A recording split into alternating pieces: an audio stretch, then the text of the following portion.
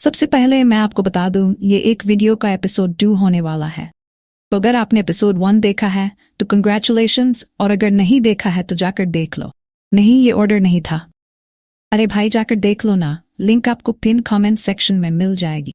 नहीं तो आप चैनल पे जाकर डायरेक्टली देख सकते। उससे पहले मैं आपको एक छोटा सा रिकैप दे दूं कि लास्ट एपिसोड में क्या हुआ था।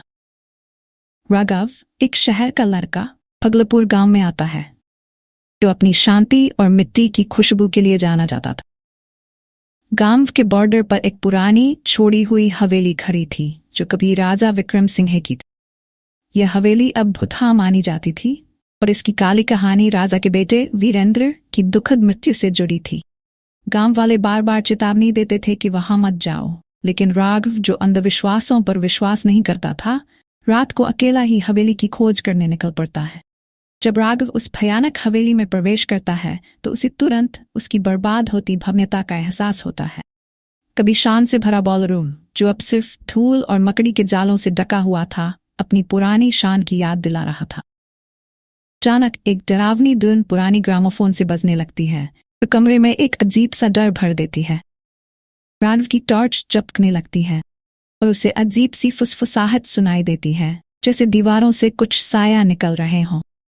डर उसके दिल में घर कर लेता है जब उसे ये समझ आता है कि हवेली की आत्माएं सच में है और उनका इरादा उसे वहां से जाने देने का नहीं है। दरवाजे जोर से बंद हो जाते हैं और वह अंदर फंस जाता है, उन भूतिया सायों के साथ। जैसे जैसे वे साये उसकी तरफ बढ़ने लगते हैं, राघव का डर घबराहट में बदल जाता है और उसे यह एहसास होता है कि अब वह भी इस भूतहा कहानी का हिस्सा बन चुका। तो चलिए शुरू करते हैं आगे की स्टोरी। और जिसने मेरा एपिसोड 1 देखा होगा उसे पता होगा कि मेरी एनिमेशन और एडिटिंग स्किल्स इतनी अच्छी नहीं है, तो आज भी थोड़ा एडजस्ट कर लेना। राघव के सामने जो शैडोई फिगर्स आ रही थी, वो दीवार से निकलकर जैसे हवा में तैर रही थी। उनके चेहरे धुंधले थे, लेकिन उनकी आंखों में एक अजीब सी चमक थी, जैसे वो जिंदा ना होकर किसी और दुनिया से आई हो। राघव का शरीर कांपने लगा और उसके पैरों में जैसे जान ही नहीं थी। वो फिगर्स धीरे धीरे उसकी तरफ बढ़ रही थी, जैसे वो राघव को अपने बीच ले लेना चाहती। अचानक उनमें से एक फिगर थोड़ा आगे बढ़ी और उसके हाथ राघव की तरफ बढ़ने लगे। उसने अपनी ठंडी बर्फ जैसी उंगलियां राघव के गाल पर रखी। उस टच से राघव का मन एकदम से ठंडा पड़ गया, जैसे उसके शरीर से सारी गर्मी निकल गई हो। वो शैडोई फिगर उससे कुछ कहने लगी, लेकिन वो आवाज राघव के लिए समझना मुश्किल था। उस आवाज में एक गहरा दर्द और दुख था, तो राघव के अंदर एक अनजानी सी घबराहट पैदा कर रहा था। तू यहाँ क्यों आया है? वो शैडोई फिगर फिर से बोली, इस बार थोड़ा ज्यादा स्पष्ट। राघव का दिमाग जैसे ब्लैंक हो गया था, लेकिन फिर उसने हिम्मत करके जवाब दिया, मैं ये सब देखने आया हूं। ये सब क्या है? तुम कौन हो? शैडोई फिगर के चेहरे पर एक अजीब सी मुस्कान आई, जैसे उसके पीछे कोई गहरा राज छुपा हो। हम वो हैं जो यहाँ कभी जिंदा थे। हमारी जिंदगी इस हवेली के साथ जुड़ी थी, लेकिन अब हम सिर्फ यादें हैं। हमारे जीने का मकसद सिर्फ दर्द है, और इस दर्द का राज तुझे कभी समझ नहीं आएगा। राघव को अब अपनी जान बचाने का एक ही रास्ता नजर आया। उसको ये हवेली छोड़कर भागना था, लेकिन जब उसने दरवाजा खोलने की कोशिश की तो वो अब भी बंद था। पीछे से और फिगर्स उसकी तरफ आने लगी। उनका दुख और गुस्सा अब उसके आसपास घूमने लगा था। वो फिगर्स अब पूरी तरह से दिखने लगी थी। उनके चेहरे पर चेहरे नहीं, सिर्फ अंधकार और दर्द था। राघव ने अपनी टॉर्च उस फिगर्स की तरफ की, लेकिन टॉर्च अब भी फ्लिकर कर रही थी। उसने अपनी पूरी ताकत लगाकर दरवाजा तोड़ने की कोशिश की, लेकिन जैसे ही उसने दरवाजे पर जोर से हाथ मारा, एक जोर से चिल्लाने की आवाज उसके कान में गूंजी। वो आवाज इतनी तेज थी कि राघव का सिर घूमने लगा। उसकी आंखों के सामने सब कुछ ब्लैक होने लगा। अचानक वो आवाज बंद हो गई और एक गहरा सन्नाटा छा गया। राघव ने अपनी आंखें खोली तो उसने देखा कि वो अब भी बॉल रूम में था, लेकिन अब उसके सामने एक और फिगर खड़ी थी। ये फिगर बाकी सबसे अलग थी। ये फिगर पूरी तरह से एक इंसान जैसी लग रही थी, लेकिन उसके कपड़े पुराने और फटे हुए थे और उसका चेहरा इतना सफेद था कि लगता था जैसे उसमें से सारी जिंदगी निकल चुकी हो। वो फिगर धीरे से राघव के पास आई और उसने अपनी उंगली से राघव की तरफ इशारा किया।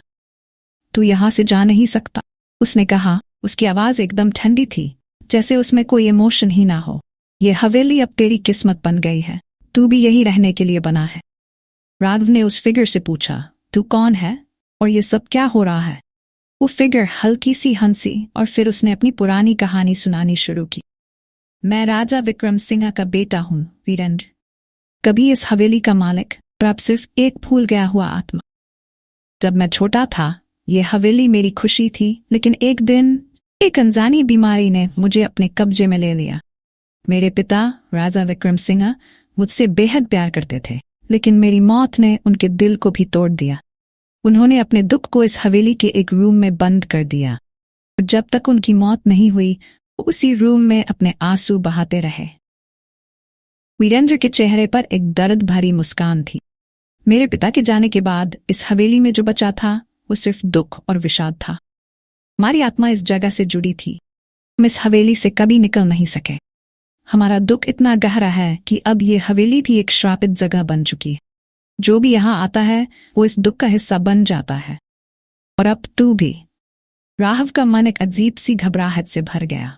उसने फिर से दरवाजा खोलने की कोशिश की, लेकिन दरवाजा अब भी बंद था। फिर उसने एक और दरवाजा देखा जो उस बॉलरूम के पीछे की तरफ था। उसने अपने आप को संभाला और उस डोर की तरफ भागा, लेकिन जैसे ही वो डोर के पास पहुंचा वो फिगर वीरेंद्र उसके सामने आ गई। तू यहां से जा नहीं सकता, वीरेंद्र ने कहा। उसकी आवाज अब और भी ज्यादा गहरी थी। ये हवेली तेरा भी घर बन चुकी है, तू चाहे जितना भी कोशिश कर ले यहां से निकल नहीं सकता। राघव ने फिर भी उस डोर को खोलने की कोशिश की, लेकिन उसके हाथ से डोर हैंडल स्लिप हो गया। उसने अपना बैलेंस खो दिया और नीचे गिर गया। जैसे ही उसने अपने आप को संभालने की कोशिश की, उसने देखा कि वो शैडोई फिगर्स उसके आसपास घूमने लगी थी। उनकी विस्पर्स अब और भी ज्यादा तेज और डरावनी हो गई थी। उन्होंने राघव को अपने बीच में घेर लिया, जैसे वो उसको कहीं ले जाने वाले हो। वीरेंद्र ने अपनी उंगली से राघव की तरफ इशारा किया और उसके साथ ही वो फिगर्स राघव के ऊपर झुकने लगी। राघव का दिल अब इतना तेज धड़क रहा था कि उसे लगा जैसे वो वहीं फेंट हो जाएगा, लेकिन उसने अपने लास्ट स्ट्रेंथ से एक जोर से चीख मारी और उस चीख के साथ ही उसकी आंखें बंद हो गई। जब उसने अपनी आंखें फिर से खोली तो उसने देखा कि वो एक नए जगह पर था। ये जगह एक पुरानी धुंधली सी जेल जैसी लग रही थी। उसके हाथ पैर बंधे हुए थे और उसके सामने एक पुरानी ब्रोकन मिरर थी। उस मिरर में उसने अपना चेहरा देखा, लेकिन उस चेहरे में जो दिखाई दिया वो उसका चेहरा नहीं था, वो वीरेंद्र का चेहरा था। राघव का दिमाग एकदम ब्लैंक हो गया। उसने अपनी आंखें बंद की और फिर से खोली, लेकिन उस मिरर में अब भी वही चेहरा था। तभी उसके कानों में फिर से वो पुरानी ग्रामोफोन की म्यूजिक बजने लगी और उस म्यूजिक के साथ ही उसको समझ आया वो अब इस हवेली का हिस्सा बन चुका था। उसकी आत्मा इस हवेली में बंध गई थी और अब वो भी उन शैडोई फिगर्स का एक हिस्सा बन गया। वो रात राघव की जिंदगी की आखिरी रात थी, लेकिन उसकी कहानी अब भी भगलपुर के गांव में सुनाई जाती है।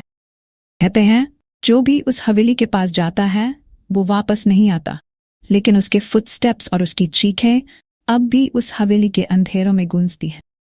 और ये थी एक पुरानी भूतिया कहानी जिसमें एक हवेली के श्राप और उसके अंदर बंद हुई आत्माएं अपना राज बयान करती।